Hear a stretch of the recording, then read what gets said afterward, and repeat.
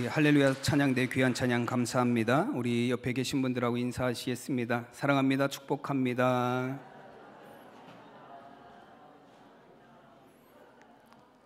네, 감사합니다. 오늘 또 이렇게 우리 종려주일 또 고난주일 이렇게 예배에 참여하신 우리 성도님들 가운데 하나님이 주시는 은혜가 충만한 시간이 되시기를 바랍니다. 오늘은 저희가 마태복음 21장 1절에서 11절까지 말씀을 함께 봉독했습니다. 말씀의 제목은 사순절의 경건 겸손입니다. 우리 다 함께 제목을 따라 하시겠습니다. 사순절의 경건 겸손. 아멘.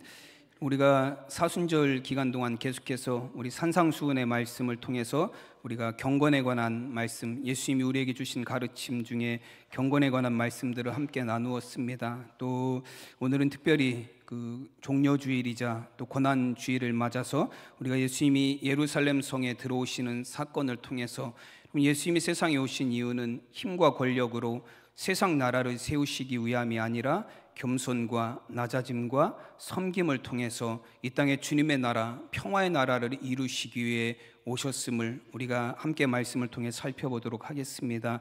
오늘 말씀에 보면 사람들이 예수님이 예루살렘 성에 들어오실 때 정말 예수님을 굉장히 환영하고 예수님이 들어오심을 굉장히 찬양하였습니다. 오늘 8절과 9절 말씀에 보면 무리의 대다수는 그들의 겉옷을 길에 펴고 다른 이들은 나뭇가지를 베어 길에 펴고 앞에서 가고 뒤에서 따르는 무리가 소리 높여 이르되 호산나 다윗의 자손이여 찬송하리로다. 주의 이름으로 오시는 이여 가장 높은 곳에서 호산나 하더라. 아멘. 여러분, 많은 무리들이 예수님이 예루살렘 성으로 들어오심을 환영했고 또 찬양하며 예수님의 이름에 많은 영광을 올려드렸습니다. 여러분, 그러나 많은 사람들이, 많은 무리들이 함께 모여서 예루살렘 성으로 들어오시는 예수님을 환영하며 그들이 기대했던 것은 무엇이냐면 예수님이 힘과 능력으로 세우실 나라를 기대했고 소망했습니다. 여러분, 당시 많은 사람들은 예수님이 이 땅에 왕으로 오셔서 여러분 세상의 모든 부조리한 것들, 세상의 모든 것들을 예수님께서 다 해방시켜 주셔서 우리가 예수님 안에서 예수님이 다스리시는 그 힘과 권세의 나라 안에서 우리가 평화를 누리기를 원했다라는 것입니다. 여러분, 그래서 많은 사람들이 예수님이 예루살렘 성에 들어오실 때 정말로 예수님을 마치 왕을 맞이하는 것처럼 그렇게 맞이했습니다. 여러분, 오늘 말씀에서도 보면 이 많은 사람들이 예수님이 들어오실 때 자신들의 겉옷을 바닥에 깔았고 또 종려나무 가지를 흔들면서 예수님을 환영했다라고 말씀합니다. 여러분, 종려나무가 가진 의미는 승리를 의미하는 그런 게 종려나무 가지예요. 그래서 전쟁에서 승리한 왕이 다시 성으로 개선해서 들어올 때 그 종려나무 가지를 흔들면서 왕을 맞이했습니다. 그리고 종려나무에 관한 그런 성경 사전을 보면 베이커 성경 사전에 보면 종려나무의 가지에 대해서 종려나무에 대해서 설명하기를 이렇게 설명하고 있습니다. 종려나무의 몸통은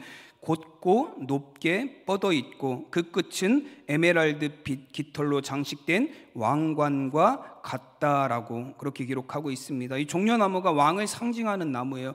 왜 왕을 상징하냐면 그 종려나무의 끝 부분이 왕관처럼 생겼기 때문에 그렇습니다. 그래서 백성들이 예수님이 들어오실 때 종려나무 가지를 흔들었다라는 건 무엇을 의미하냐면 왕으로 백성들이 예수님을 영접하고 있다라는 걸 의미합니다. 그래서 마태복음에는 기록이 되어 있지는 않지만 마가복음과 요한복음의 말씀에는 실제로 예수님이 들어오실 때 백성들이 예수님을 향해서 뭐라고 외치냐면 주의 이름으로 오시는 이스라엘의 왕이여라고 그렇게 예수님을 향해서 외쳤습니다. 여러분, 당시 이스라엘 사람들은 우리가 로마 식민지로 인하여 고통당하는 이런 모든 고통과 고난을 끊어낼 세상 나라를 세울 왕으로 예수님을 영접했다라는 걸 의미합니다. 당시에 분명히 이 유대 지역에는 그 지역을 다스리던 왕이 이미 존재하던 시절이에요.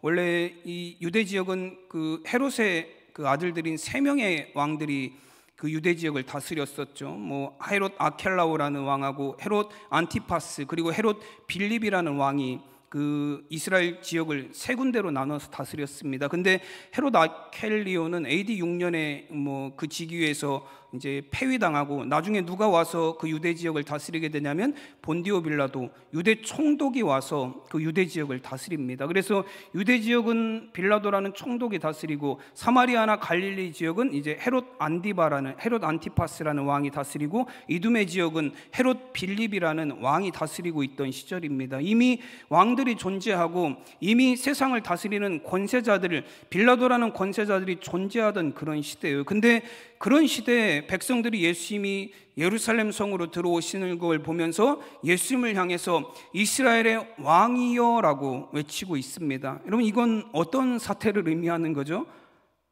왕이 있는 시대에 새로운 왕을 백성들이 요구하고 있는 거예요. 지금 이스라엘 백성들이 살아가던 그런 시대가 정말 얼마나 어려운 시대였는가를 잘 보여주고 있는 말씀입니다. 당시 체대에 대한 불만과 로마 식민지 생활로 인해서 고통당하고 있는 이런 식민지 생활을 끝내고 제국으로부터 독립하고 자유해서 해방을 이루어줄 강력한 군주로서의 예수님을 왕으로 영접한다라는 것을 의미합니다. 여러분, 실제로 다른 복음서의 내용들을 이렇게 살펴보아도 당시 예수님이 예루살렘 성에 들어오실 때 왜 이렇게 많은 군중들이 모여들었고 왜 이렇게 예수님을 향해서 열광했는지에 대한 기록들이 잠깐 있는 것을 보게 됩니다. 요한복음 12장에서도 보면 예수님이 예루살렘 성으로 들어오시는 장면의 말씀이 기록이 되어 있어요. 여러분, 근데 그때 왜 사람들이 그렇게 많이 모였는지에 대해서 요한복음 12장 17절에서 18절에서는 이렇게 말씀합니다. 나사로를 무덤에서 불러내어 죽은 자 가운데서 살리실 때에 함께 있던 무리가 증언한지라. 이에 무리가 예수를 맞음은 이 표적 행하심을 들었음이라 말씀합니다. 왜 많은 사람들이 예수님이 예루살렘에 오시는데 그렇게 많이 모여들었냐면 예수님이 죽은 나사로를 살리셨다라는 그런 이적과 표적과 능력을 행하셨다라는 걸 사람들이 들었다라는 거예요. 그리고 그런 능력을 행하신 예수님을 보기 위해서 사람들이 몰려들었습니다. 그리고 이 요한복음 12장 9절에서는 또 이런 말씀도 있어요. 예수님만 보러 온 게 아니라 나사로도 보러 왔다라는 말씀이 있습니다. 말씀에 보면 유대인의 큰 무리가 예수께서 여기 계신 줄을 알고 오니 이는 예수만 보기 위함이 아니요 죽은 자 가운데서 살리신 나사로도 보려 함이니라 말씀합니다. 예수님이 예루살렘 성에 들어오실 때 누구도 함께 왔어요?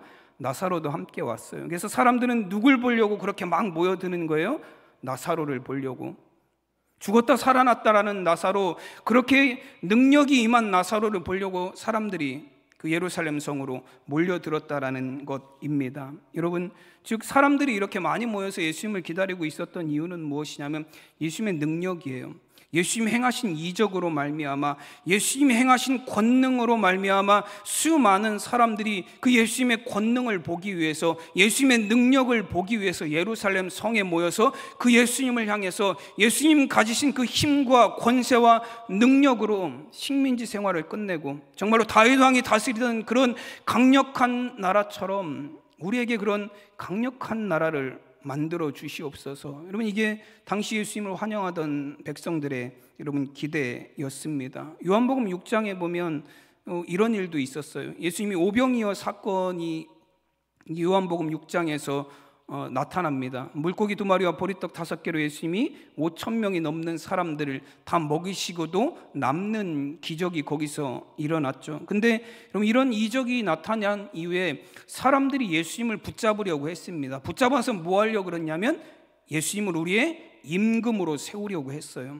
요한복음 6장 15절에 보면 그러므로 예수께서 그들이 와서 자기를 억지로 붙들어 임금으로 삼으려는 줄 아시고 다시 혼자 산으로 떠나가시니라 말씀합니다. 여러분, 사람들이 예수님이 행하시는 능력을 보면서 어떤 생각을 한 거예요? 예수님이 우리의 왕이 되시면 우린 더 이상 굶지 않아도 되겠다.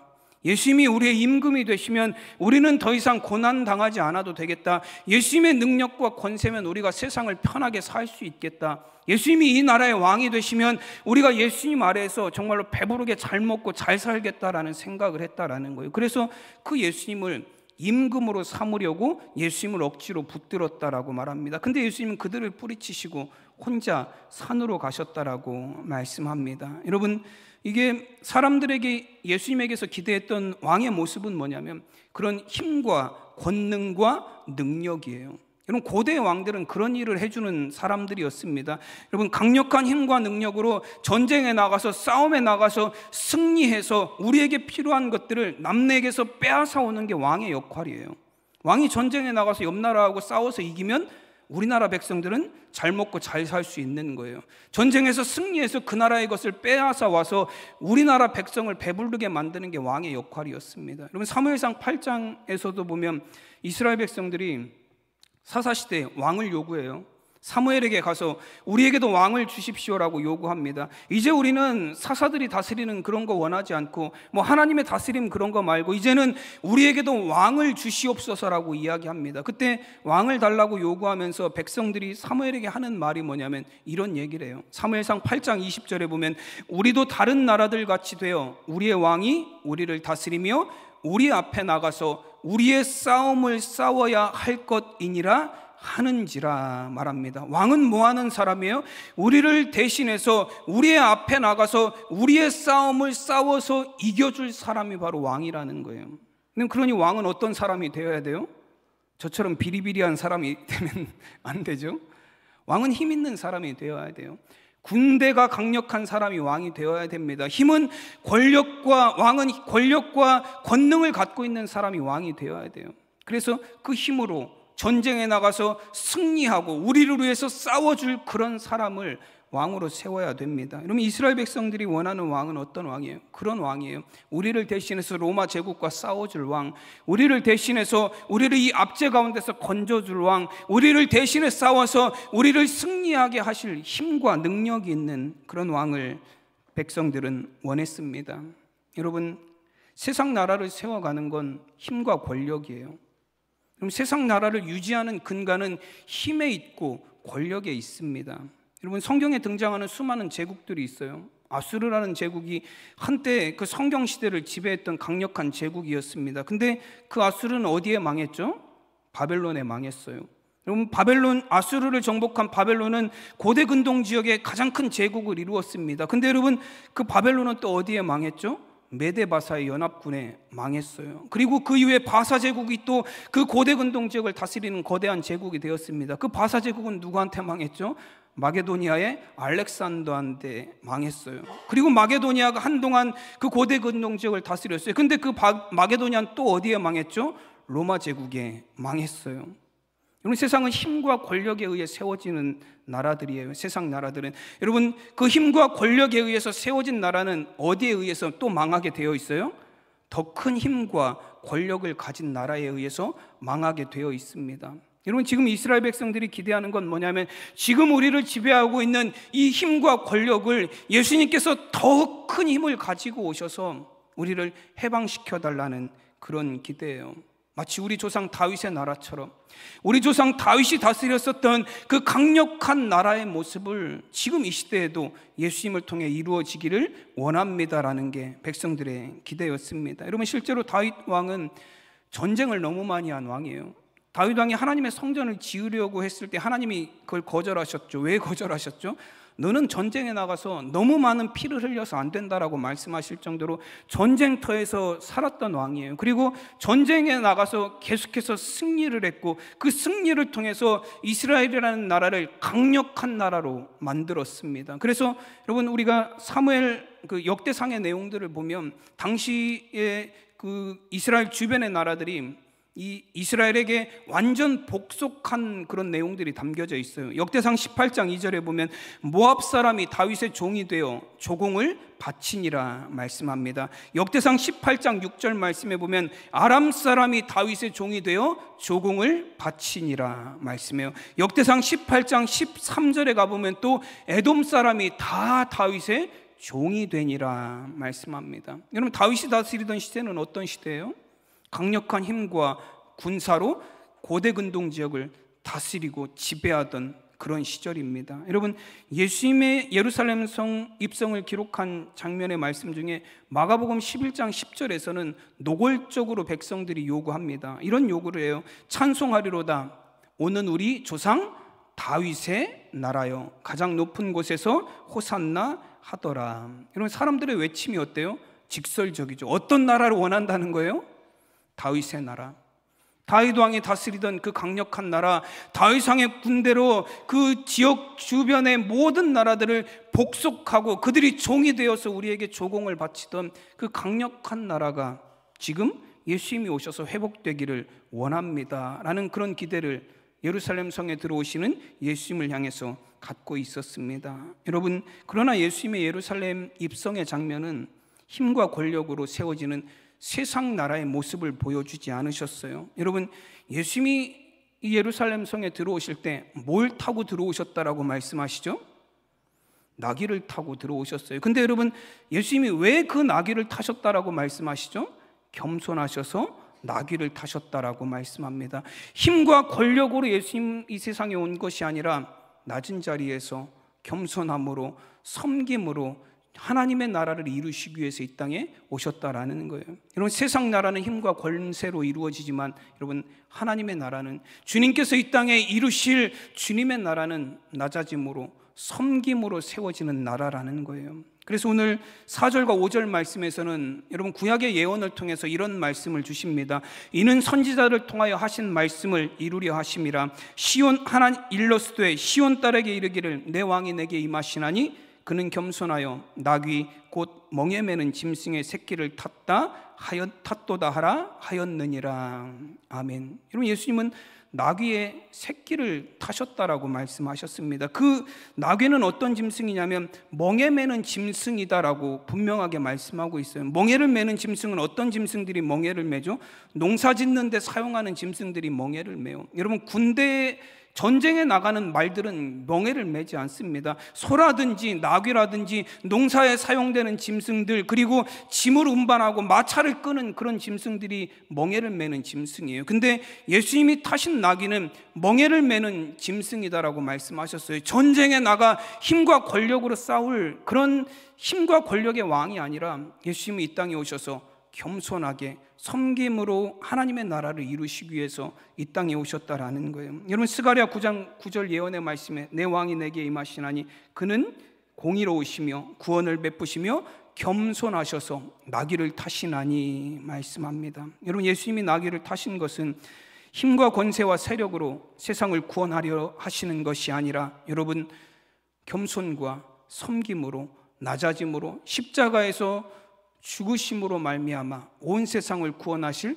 구원의 왕으로 이 땅에 오셨다라는 걸 보여주시는 사건입니다. 여러분, 힘은 어찌 보면 복종을 이루어낼 수 있어요. 힘으로 다른 사람들을 눌러서 복종을 이룰 수 있고 세력을 이룰 수 있고 그렇게 나라를 이룰 수 있을지는 몰라요. 여러분, 그러나 그곳에 진정한 평화를 만들어낼 수는 없어요. 힘과 권력으로는 평화가 절대로 만들어지지 않습니다. 제가 예전에도 말씀드렸는데 IT라는 나라를 말씀드린 적이 있어요. 지진으로 굉장히 유명한 나라죠. 근데 1791년에 이 IT라는 나라가 프랑스 식민지 생활을 하다가 거기서 독립을 했어요. 근데 독립하고 나서 IT가 가장 먼저 한 일이 뭐냐면 우리나라를 사탄에게 봉헌한다라는 선언을 했어요.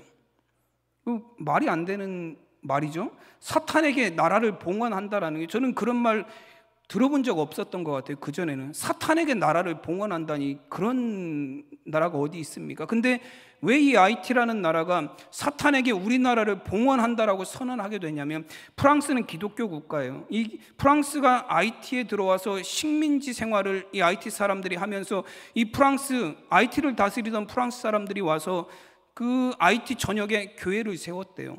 교회를 세우고 그들에게 성경을 가르치고 기독교 신앙을 가르치고 그들에게 하나님의 말씀을 IT 사람들에게 전한 거예요. 근데 이 IT 사람들이 보기에 프랑스 사람들은 어떤 사람들이냐면 악독한 사람들이에요.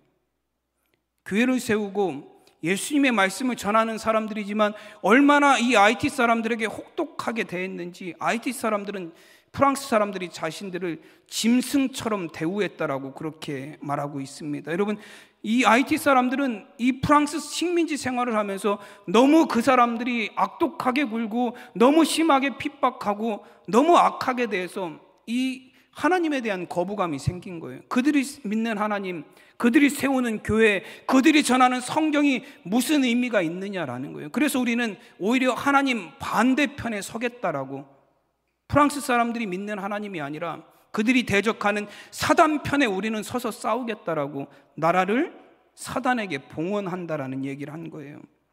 여러분, 예수 믿는 사람이, 여러분 신앙을 갖고 있는 사람들이, 여러분 우리가 천국을 소망하며 산다고 말하는 사람들이, 여러분 우리가 정말로 겸손과 낮아짐에 섬김의 삶을 잃어버리게 되면, 여러분 우리도 힘과 권세를 가지고 세상 나라를 세워가는 사람들처럼 여러분 우리도 힘으로 세상을 지배하려고 한다면 여러분 이런 기가 막힌 일이 일어나게 되어 있습니다. 여러분 힘으로 그 나라를 점령했을지는 몰라요. 권력으로 그 나라 사람들을 꼼짝 못하게 했는지는 모릅니다. 여러분 그러나 그들에게는 하나님이 주시는 진정한 복음의 평화는 전하지 못했어요. 여러분 세상 권세와 힘은 나라를 세울 수 있는지 모릅니다. 여러분 그러나 그 힘과 권세만으로 세워진 나라에서는 진정한 평화를 누리는 삶을 살 수 없어요. 여러분 예수님께서 예루살렘 성에 들어오시기 전에 제자들이 서로 싸운 일이 있었어요. 왜 싸웠냐면 야고보와 요한이 예수님 앞에 나와서 뭘 요구했기 때문에 그렇죠? 우리 두 형제가 하나는 예수님의 오른편에 하나는 예수님의 왼편에 서게 해 주십시오 라고 요구를 했어요. 그랬더니 그 말을 들은 나머지 10명의 제자들이 어땠죠? 너무 화가 났어요. 우리 교회 성도님들은 다 온유하셔서 너 오른팔 하든 말든 왼팔 하든 말든 별로 신경 안 쓰시는 것 같아요. 근데 이 예수님의 제자 10명은 그렇게 인격이 훌륭하지 않았나 봐요. 이 두 명이 그렇게 하나는 오른팔 왼팔 해달라는 얘기를 듣고 나머지 10명의 제자들이 분노했어요. 그래서 거기서 싸움이 났어요. 네가 뭔데 예수님의 오른팔이고 네가 뭔데 왼팔이냐고. 나 수제자 베드로가 있는데 감히 니들이 오른팔 왼팔 한다고. 네 두 형제가 지금 다 해먹으려고 그러냐고 막 화를 엄청 내고 싸움이 났어요. 여러분 근데 그때 그들을 향해서 예수님이 하신 말씀이 있어요. 마가복음 10장 42절에서 45절 말씀에 보면 예수님이 이렇게 말씀하십니다. 예수께서 불러다가 이르시되 이방인의 집권자들이 그들을 임의로 주관하고 그 고관들이 그들에게 권세를 부리는 줄을 너희가 알거니와 너희 중에는 그렇지 않을지니 너희 중에 누구든지 크고자 하는 자는 너희를 섬기는 자가 되고 너희 중에 누구든지 으뜸이 되고자 하는 자는 모든 사람의 종이 되어야 하리라. 인자가 온 것은 섬김을 받으려 함이 아니라 도리어 섬기려 하고 자기 목숨을 많은 사람의 대속물로 주려 함이니라. 아멘. 예수님이 하신 말씀이 어떤 의미예요? 세상 나라는 집권자들, 힘이 있는 자들에 의해서 다스려지고 세상 나라는 권력을 가진 자들이 그렇지 않은 자들을 주관하는 게 세상 나라라는 거예요. 세상 나라는 그렇게 힘과 권력으로 세워지지만 너희들은 그렇지 않다라는 거예요. 너희들은 누구죠? 하나님 나라를 살아가는 사람들, 여러분 구원받은 하나님의 백성들, 세상 가운데 구별되어 예수님을 따르기로 결심한 사람들, 하나님의 말씀을 가지고 세상을 살아가는 너희들은 그렇지 않다라는 거예요. 세상 나라는 힘과 권력에 의해 지배되지만 하나님의 나라는 종이 되어 섬기는 자들에 의해서, 하나님의 나라는 낮은 곳에서 자신의 사명을 감당하는 겸손한 자들에 의해서 세워지게 될 것이다. 하나님의 나라에서 으뜸이 되는 자들은 종이 되어 섬기는 자들이다 말씀하셨습니다. 내가 온 것도 마찬가지로 왕이 되어서 섬김을 받으려고 힘과 권력으로 너희를 다스리려고 이 땅에 온 게 아니라 내가 십자가의 가장 낮은 곳에서 너희를 위하여 대속물이 됨으로 그렇게 섬김으로 온 세상의 구원을 이루기 위해서 왔다라고 말씀하셨습니다. 여러분 이것이 예수님이 세상에 오신 이유예요. 예수님이 예루살렘 성에 들어가실 때 백마를 타고 멋진 왕자처럼 들어가지 아니하시고 그것도 나귀의 새끼를 타고 그 보잘것없는 초라한 모습으로 예루살렘 성에 들어가신 이유입니다. 예수님은 낮은 곳에서 십자가에서 우리를 위하여 죽으심으로 온 인류의 평화를 이루기 위해서 오셨기 때문에 그렇습니다. 여러분 그 주님의 제자 된 삶을 살아가는, 그 주님을 따르며 살아가기로 결단한 우리의 삶이 어때야 하겠습니까? 우리도 힘과 권력을 따르는 삶이 아니라 여러분 겸손과 낮아짐과 섬김의 삶을 살아갈 수 있는 참된 경건을 이루는 우리 성도님들이 되시기를 간절히 축원합니다. 여러분, 사람을 뜻하는 사람이라는 단어 자체가 겸손이라는 의미를 갖고 있어요. 휴먼이라는 영어 단어도 여러분 라틴어로 보면 겸손이라는 단어에서 온 말이에요. 여러분, 사람은 겸손한 존재라는 거예요. 여러분, 하나님께서 사람을 만드셨을 때도 마찬가지죠. 여러분, 하나님이 처음 사람을 만드시고 그 이름을 뭐라고 지으셨죠? 너무 어려운가요? 네. 처음 사람을 만드시고 그 이름을 아담이라고 지으셨잖아요. 아담이라고 지으셨어요. 그 아담이라는 말은 아다마라는 단어에서 나왔어요. 흙을 뜻하고 땅을 뜻해요. 아파르라는 단어도 그 단어에서 나와서 먼지를 뜻하는 의미입니다. 여러분, 그래서 우리는 성경은 우리를 무엇 같은 존재라고 표현하죠?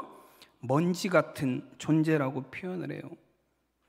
여러분, 하나님이 왜 사람을 하필이면 흙으로 만드셨을까 생각 혹시 안 해보셨나요? 돌덩이로 만드셨으면 좀 쇳덩이로 만드셨으면 우리가 좀 강하지 않을까라는 생각을 해봅니다. 여러분, 흙 얼마나 연약해요. 그냥 만지기만 해도 바스라지고 우리가 맨날 밟고 다니는 거잖아요. 거기에 온갖 더러운 오물들이 다 쏟아지는 곳이 바로 여러분 흙 아니고 땅 아닙니까? 여러분, 세상에서 가장 낮은 곳에 있는 게 바로 이 땅이고 흙이라는 존재예요. 근데 하나님이 그 흙을 통해서 우리를 만드셨어요. 그러면서 우리에게 하나님이 우리 요구하시는 게 무엇이에요?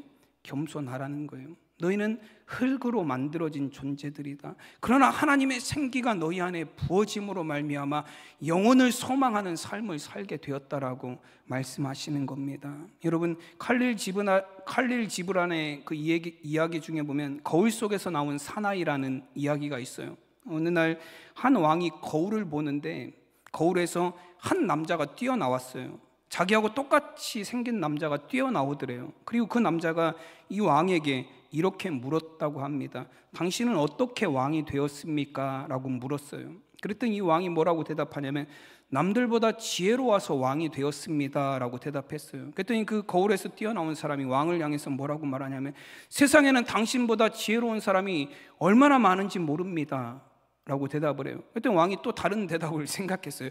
내가 남들보다 능력이 있어서 왕이 됐습니다 라고 대답했어요. 그랬더니 이 거울에서 나온 사람이 또 뭐라고 얘기해요? 세상에는 당신보다 능력이 뛰어난 사람이 얼마나 많은지 모릅니다. 왕이 또 대답해요. 나는 남들보다 통치력이 있어서 왕이 되었습니다. 그랬더니 또 이 남자가 뭐라 그래요? 당신보다 세상에 통치력이 좋은 사람이 얼마나 많은지 모릅니다. 여러분, 이런 질문이 끊임없이 이어져요. 뭐 얘기할 때마다 이 거울 속에서 나온 남자가 뭐라고 계속 얘기해요? 세상에는 당신보다 뛰어난 사람이 얼마나 많은지 모릅니다를 대답하는 거예요. 결국에 이 왕이 마지막에 가서 뭐라고 대답하냐면 이렇게 대답을 합니다. 제가 잘나서가 아니라, 제가 남들보다 뛰어나서가 아니라 하늘의 은총으로 왕이 되었습니다 라고 대답하게 되었어요. 여러분, 이런 이야기가 있어요. 우리는 부족하고 결점이 많은 사람들이에요. 흙으로 만들어졌기 때문에 그렇습니다. 여러분, 우리도 하나님의 부르심에 대해서 우리가 생각해 볼 때 그렇잖아요. 여러분, 하나님이 어찌해서 나 같은 사람을 불러주셔서 구원해 주셨고 하나님의 자녀 삼아 주셨고, 여러분, 우리가 정말로 하나님의 자녀의 권세를 누리게 되었는지를 한번 질문을 똑같이 한번 해보세요. 왜 하나님이 당신을 부르셨습니까? 라고 질문하면 여러분 뭐라고 대답하실래요? 잘생겨서? 글쎄요, 그렇게 대답하실 분 몇 분 안 계신 것 같아요. 네. 능력이 있어서? 여러분, 내가 남들보다 훨씬 뛰어난 것이 있어서? 내가 돈이 많아서, 많이 배워서, 내 지식이 뛰어나서? 여러분, 그런 대답이 나올 때마다 거울 속에서 나온 사람이 우리에게 뭐라고 대답해요? 당신보다 잘난 사람 세상에 너무 많아요. 당신보다 돈 많은 사람 너무 많아요. 당신보다 지식이 뛰어난 사람 세상에 수두룩합니다. 그러면 결국에 우리는 또 뭐라고 대답할 수밖에 없어요. 모든 것이 하나님의 은혜입니다. 여러분, 이게 우리의 원래의 모습이에요. 근데 여러분, 우리는 그 모습을 잃어버리고 마치 내가 잘난 것 마냥, 내가 뛰어나서 그렇게 이룬 것 마냥, 여러분, 때로는 교만함에 빠져서 여러분 권세와 힘으로 세상 나라를 이루어 가려는 사람처럼 살아가고 있지는 않습니까? 여러분, 겸손하시기 바랍니다. 예수님처럼 겸손히 여러분 이 땅에 주님의 나라를 이루어 갈 수 있는 우리 성도님들이 되시기를 간절히 축원합니다.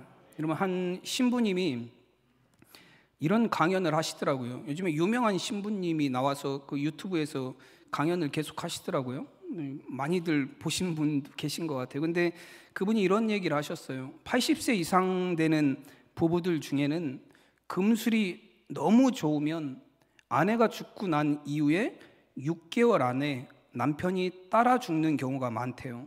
금술이 너무 좋으면, 아내가 죽으면 남편들은 6개월 안에 그 아내의 죽음을 따라가는 경우가 많대요. 근데 반대로 남편이 먼저 죽은 다음에는 아내는 6개월 안에 안 죽는데요.